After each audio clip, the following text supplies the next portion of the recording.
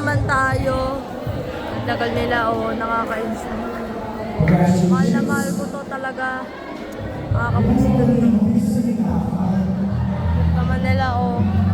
Alam ko naman na minamahal na mo. Lalab ko talaga to. Mahal na mahal ko to. Alam ko naman. Mga 11:30 yata. Dami tangay na yung wording. Sinuwi na to. Nagalit na sa amin siya.